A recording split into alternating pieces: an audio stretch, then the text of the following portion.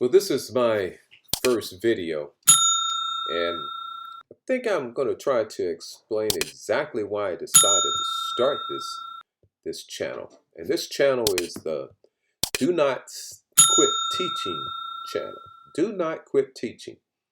And the reason I kind of named it that way is because I've been teaching for over 18 years, and there's been times when I really thought about quitting, but I didn't.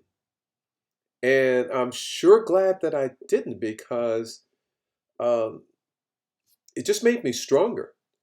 But at the same time, I go on YouTube and I'm looking in and actually searching, and I wind up getting looking at some of these YouTube channels, board teachers. Some of them are kind of comedy strips, or comedy skits, and I look at them, but then some of them really really touch me. But obviously, I did something different than what they did, and so I'm going to start this segment out because as a doctor, I like to do research to find out why and to really do a deep analysis to see why did they quit and why did not quit. In other words, I'm still teaching because I enjoy it. So, but I like to kind of review and start this first session, actually going over some of those things and kind of share my viewpoints of and my experiences that went. And so, if this is in no particular order, but this is really about people saying why I quit teaching. Okay, so and as I said, I didn't quit. I thought about it sometimes, but I just want to share what some of the things that I've seen teachers say as to why they quit and share with you my experience about what things I did. So here's the bottom line, and I hope after watching this, and I have no idea where I'm going with this, but I would hope that you would understand one thing, and this is something that I have learned, not necessarily from teaching, even from my classes, but mainly something for life. I guess part of it's my other academic experience in the Marine Corps, my other work experience, because I was a Marine for 20 years. So let's kind of get up into this right now. This is my second video and everything else. So it's about why do teachers quit? And in this case, I've been teaching for 18 years. Some of them they stop teaching, and really they should actually start learning.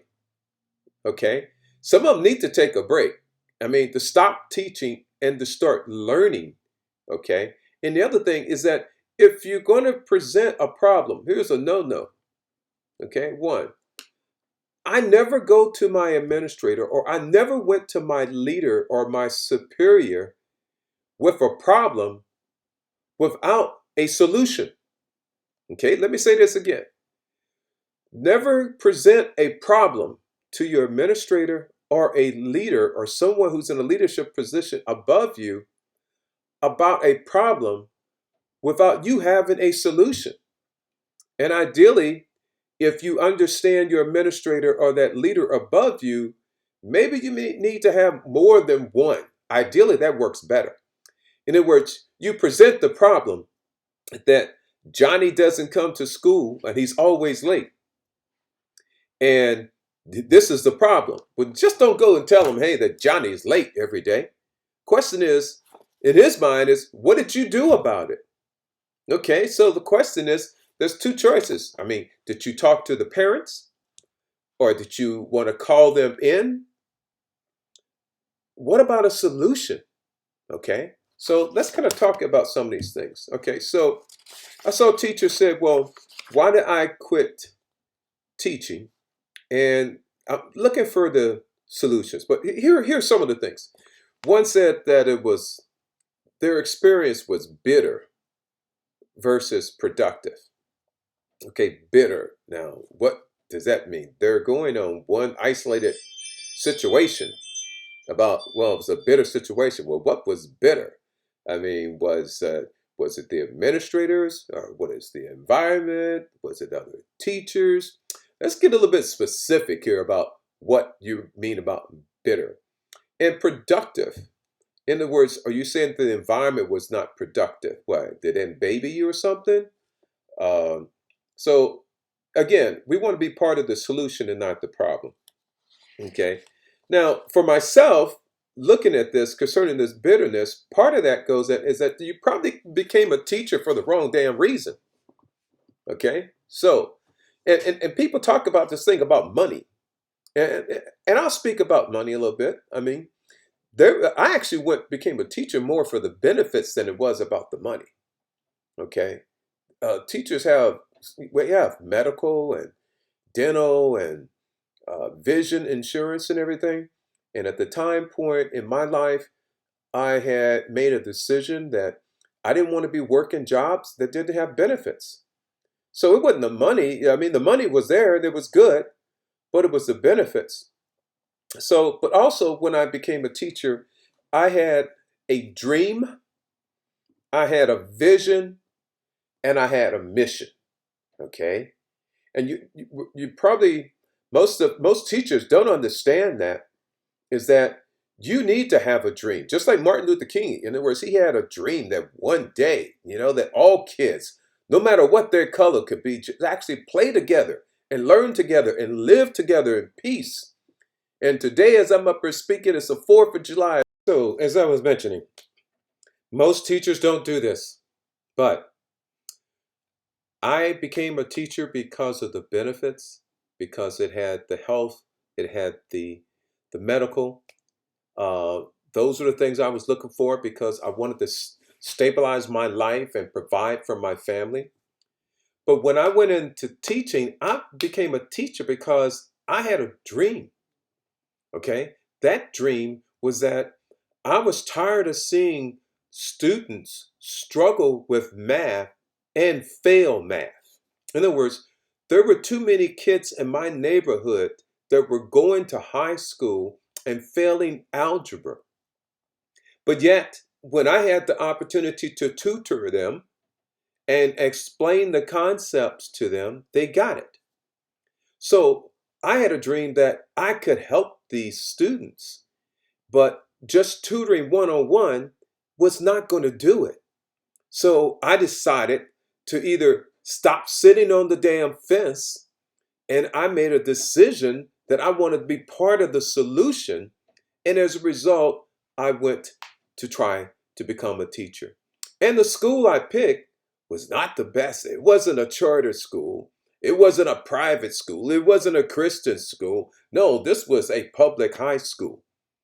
And that is why I decided I had a dream. And my vision was that I could see each and every student that walked through my door, no matter what the color of their skin, their gender preference, or whatever, it didn't make a difference to me.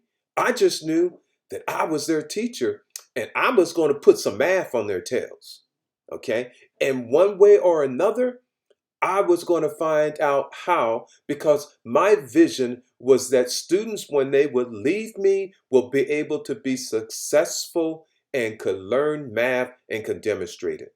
And at the time point when I started teaching, California had this exam called the California High School Exit Exam, which means if the students couldn't pass the math section, they couldn't graduate. That was a focus. See, I had a mission there because my mission now was to make sure that all of my students could pass. It took a belief. I had to have a belief that those students could do it, but I had a mission. And just like when I was in the Marine Corps, you give me a mission of something I got to accomplish, I'm not going to make any excuses. It may not go right the first time, but guess what? I'm not going to quit. I'm going to keep on trying to find a solution. It took me 3 years to try to figure out how to get these kids to learn this math. But once I got it, I kept on with it. Okay. And I had the solution. And as a result of that, my students had a 97% of my students that came in my classroom, when they took that exit exam the first time, they passed. they passed. At the end of the third year, since I believed that every student that come into my classroom was capable of learning math, for 2 years, I actually had no D's and no F's. And I didn't give them anything, they earned it. No D's or no F's in a high school, public high school. Why? Because I had a dream, I had a vision, I could see where they were going to be, and I had a mission that was my daily job and my task. So I didn't quit. And you just need to understand that problem. Don't go with that problem until you got that solution. So let's look at some of these other things. One of the things I heard a teacher said that, that she quit because she became a workaholic. Workaholic. Okay, so in other words, you were working too many hours. In other words, the bottom line that they're saying is that I had to go and do other work at home in order to keep up, and therefore I'm not getting paid for it. So therefore I'm a workaholic. Because see, I know how that game goes. So in other words, if somebody was paying you for it, then you wouldn't consider it that you're a workaholic. You would just consider the fact that, hey, I'm working and I'm getting paid. And you wouldn't say anything because when that payday comes, all of a sudden, bam. So workaholic. Well, workaholic to me is that for myself, when I first started, I realized I'm teaching math. So I know that in my first couple of years, yeah, did I have to work the extra hours? Yes, because I was new. I didn't know everything. There were problems that happened during the day that I didn't want to repeat the next day. So I needed to figure it out before I went back in that classroom. So that's talked about having a dream and a vision and a mission. Okay. So what happened after working on that? Then guess what? Coming to the third year, it's a piece of cake because I got everything right. Okay. In other words, I know how to manage the kids. I know how to deal with the parents. So forget this thing about workaholic. That's coming with any job. Any job that you're new on, stop making excuses. Okay. You just have to manage. And what you need to do is, if you're working all those hours, you're doing something wrong. So maybe you need to talk to an older, experienced veteran teacher so you can stop being a workaholic. Another thing, spoke about parental contact. Yeah, guess what? We're a teacher. You better have a good contact and a communication system with your teacher because your parents are your best friends when you're dealing with the child. Okay. So grading. Well, we have to grade papers and everything else. Well, I know. Thank God, I'm a math teacher, so I wouldn't want to be grading all those essays. But there's a way that you can handle that because not all the English teachers were up there grading and devoting all their weekends for grading. There are other ways. You get peer grading. You come up with a rubric. If you're an English teacher, come up with a rubric. The rubric has points. And now what you do is that you train your students, even the ones, how to use the rubric. And you give them training on how to use the rubric to grade other people's papers. Easy. How did I get that information? I did a little research and talked to another teacher. Physical, mental. Hey, we've all gone through a lot here with COVID-19 and everything. There's a lot of stress. But what you understand is this. As a teacher, I'm a human being. So guess what? I can have too much stress on myself. That means I need to go ahead and get a mental workout, which means go ask for damn help. Ask for help. There's nothing wrong. If you're feeling stressed, talk to your doctor. That's what they're there for. And as a teacher, I got good benefits. So I have no excuse for not going to a doctor and explain to him what's going on. I have gone to doctors. Okay? Go to a doctor in order to find out, a medical doctor, and understand what's going on. If you're having problems with your body physically, again, talk to your doctor because maybe you need to do exercise. For myself, I found out that when I first started teaching I had went from like 157 pounds to 197. I was 157 when I was stressed out. Yeah, I was stressed out. I had a rough time dealing with everything that was going on, either in my classroom or in my school and everything else. I've been there. I've been there. But then I wind up going up to 197. You know what happens when you get happy? Yeah, I actually changed schools, stayed in the same district. Rule number one, stay in the same district. I got transferred to another school. And guess what? I went from 157 pounds to 197 pounds. You think I was happy? Damn straight I was happy. Total different environment and everything else was going on. So if you have a problem, there is such things as transfers. But if you don't speak up, nobody knows it. Don't be afraid to speak up. That's how I would handle it. Okay? Now, yes, teaching is not for everyone. So if you don't have a dream and a vision or a mission, if you're not willing to ask other teachers for help, veteran teachers for help and assistance, okay? If you just want to keep everything all inside, then you're right, maybe teaching is not the right place for you. But if you really like the teaching,